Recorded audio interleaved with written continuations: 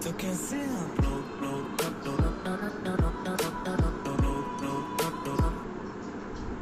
Hello बच्चों, क्या हाल चाल आप लोगों का। मेरे चैनल फिजिक्स वाल में स्वागत है। आज आप पढ़ेंगे अपनी वाल पर field due to uniformly charged plate sheet. एक यूनिफॉर्मली चार्ट प्लेट सीट है, इनफाइनाइट। ओके, उसके कारण हमको क्या पढ़ना है, फील्ड निकालनी है। तो by use of the Gauss law. तो गॉस लॉ क्या कहता था, the net flux passing through a Gaussian surface is equal to the total charge enclose by surface divided upon epsilon naught. तो हमने एक इनफाइनाइट पॉजिटिवली चार्ज शीट ले ली, ये दिख नहीं रही लेकिन ये क्या है, इनफाइनाइटली पॉजिटिवली चार्ज शीट है जिस पर सरफेस चार्ज डेंसिटी कितनी है, सिग्मा। लाइन की कितना लैम्डा होती है, सरफेस क्या लिखते हैं, सिग्मा लिखते हैं। वॉल्यूम की क्या लिखते हैं, रो लिखते हैं। तो ये चूंकि सरफेस प्लेन शीट है तो इसकी क्या लिखेंगे, सरफेस चार्ज डेंसिटी सिग्मा। इसकी सरफेस चार्ज डेंसिटी क्या है, सिग्मा। अब ये क्या है, पॉजिटिवली चार्ज है तो फील्ड क्या होगी, रेडली आउटवर्ड होगी। हमने फील्ड्स आउटवर्ड दोनों साइड्स में बना ली इतना, और लिख लिया let a infinite plane positively charge sheet having surface charge density is sigma. क्या करते हैं, हमने दो पॉइंट्स मान लिए, एक P1 और एक P2, जो क्या है इक्वी डिस्टेंस पर है इनफाइनाइट प्लेन शीट से। ओके, तो अब इन दोनों प्लेट शीट पर क्या करेंगे, इंक्लोज करते हुए गॉसियन सरफेस ड्रॉ कर लेते हैं। तो गॉसियन सरफेस कैसा मानेंगे हम, सिलेंड्रिकल शेप का। क्या है जी, ये Gaussian surface. Okay, cylindrical shape का। तो अब हम क्या करेंगे, लिख लेंगे now use the Gauss law. Now use the Gauss law. Now bye use of Gauss law. Gauss law क्या कहता है, द फ्लक्स, फ्लक्स क्या होता है, ई डॉट डी एस। क्या होता है, फ्लक्स ई डॉट डी एस। तो हम लिख लेते हैं गॉस लॉ क्या कहता है, integral E dot d s equal to total charge enclose by the surface q in upon epsilon naught. Okay, अब हमारा काम है क्यू इन निकालना और ई और डी एस के बीच में एंगल निकालना। अब देखिए डी एस, तो पहले क्यू इन निकाल लिया जाए। हमारा काम क्या होता है, सबसे पहले हम क्या निकालते हैं कि वो गॉसियन सरफेस चार्ज कितना इनक्लोज करता है, फिर देखते हैं ई और डी एस के बीच में कितना एंगल है। दो चीज़ें पता लग जाए बस इलेक्ट्रिक फील्ड निकल आएगी। तो क्यू इन निकालते हैं, क्यू इन, क्यू इन क्या हो जाएगा, क्यू इन क्या होगा, सिग्मा यदि इसकी सरफेस चार्ज डेंसिटी सिग्मा, और ये सरफेस चार्ज डेंसिटी यदि ए है और ए एरिया को ये कवर कर रहा था तो सिग्मा इंटू ए होगी, सिग्मा इंटू ए। समझ में आया, क्यू चार्ज बराबर क्या, सरफेस चार्ज डेंसिटी, डेंसिटी को गुणा कर दिया एरिया से, तो क्या हो जाएगा सिग्मा इंटू ए, सिग्मा इंटू ए। यदि लेंथ होती तो लैम्डा एल लिखते, ये वॉल्यूम में होता तो रो वी लिखते। समझ में, lambda l sigma A rho we.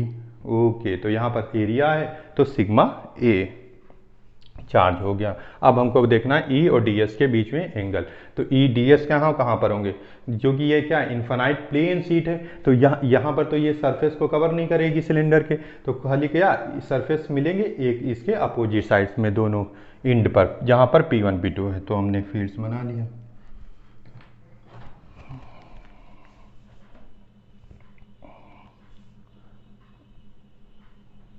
ये हमारा डी एस हो गया, क्या हो गया, डी एस। तो डी एस, तो डी एस की फील्ड क्या हो जाएगी, डी, यदि हम डी एस मान लें ये, यदि हम सरफेस मान लें ये डी P1 पर है तो ये डी एस इधर भी, डी एस की डायरेक्शन भी क्या होगी, इधर ही होगी। डी एस भी क्या होगा, तो इसी डायरेक्शन में, और ये भी क्या डी एस क्या होगा, ये भी डी एस इधर ही डायरेक्शन में होगा। तो थीटा यहाँ भी जीरो होगा और थीटा यहाँ भी जीरो होगा। ओके, समझ में आया, ई की भी डायरेक्शन वही और डी एस वेक्टर की भी वही डायरेक्शन, एरिया वेक्टर की दोनों की डायरेक्शन क्या होगी, सेम डायरेक्शन में एरिया वेक्टर और इलेक्ट्रिक फील्ड होंगे। तो एंगल कितना हो जाएगा, जीरो। एंगल कितना हो जाएगा, जीरो। तो चूंकि ये टू पार्ट्स में है तो दो पार्ट्स में इसको डिवाइड कर लेंगे। क्या लिखेंगे, P1 पर P1 E dot d s plus P2 E dot d s. बराबर चार्ज इनक्लोज्ड, चाहे तो रख दें इसमें, कितना आया था sigma A upon epsilon naught. अब क्या हो जाएगा ई डॉट डी एस, इसको ओपन कर लेते हैं तो क्या हो जाएगा E d s cos theta plus P1 के लिए इंटू इंटीग्रल P2 सरफेस पर E d s cos theta equal to क्या होगा sigma A upon epsilon naught. अब क्या हो जाएगा, यहाँ से क्या निकलेगा, यहाँ पर थीटा क्या है 0, थीटा क्या लिख देते हैं, थीटा हियर क्या है, यहाँ पर भी 0 है और थीटा यहाँ पर भी क्या है 0, चाहे तो ना लिखें तो रख देते हैं। तो क्या हो जाएगा E d s cos 0 plus ई डी एस कॉस 0 बराबर क्या हो जाएगा sigma A upon epsilon not. इससे क्या निकलेगा ई डी एस कॉस 0 का मान कितना होता है 1 होता है, तो ई डी एस प्लस ई डी एस। अब देखिए यहाँ पर ये क्या है स्केलर हो गए हैं, बराबर क्या sigma A upon epsilon not. क्योंकि हमने फील्ड दोनों पॉइंट पर इक्विडिस्टेंस मानी है तो इलेक्ट्रिक फील्ड ई क्या रहेगी सेम रहेगी। इन्फिनाइट प्लेन चार्ज शीट ली है तो ई हम बाहर निकाल सकते हैं, तो ई तो ये दोनों क्या हो जाएगा 2 ई इंटू ए, इसका निकालेंगे तो डी एस कितना हो जाएगा, इसके लिए भी जितना एरिया ये है उतना एरिया ये होगा टोटल, तो ई ए प्लस ई ए बराबर क्या हो जाएगा sigma A upon epsilon naught. तो क्या हो जाएगा 2 E A sigma A upon epsilon naught. तो ई ए कट जाएंगे तो क्या हो जाएगा E equals to sigma upon 2 epsilon naught. ये हमारी फील्ड निकल आई। अब ये निकलती E equals to sigma upon 2 epsilon naught.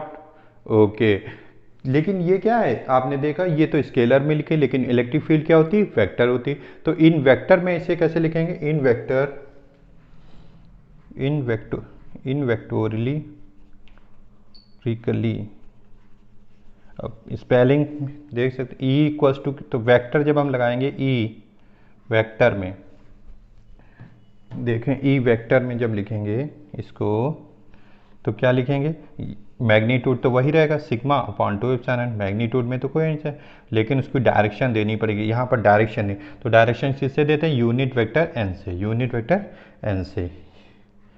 तो डायरेक्शन किससे रिप्रेजेंट की, तो ए वेक्टोरली इलेक्ट्रिक फील्ड हमारी कितनी आई E equals to sigma upon 2 epsilon unit vector N चलेंगे positive, that is perpendicular to the outward. Okay,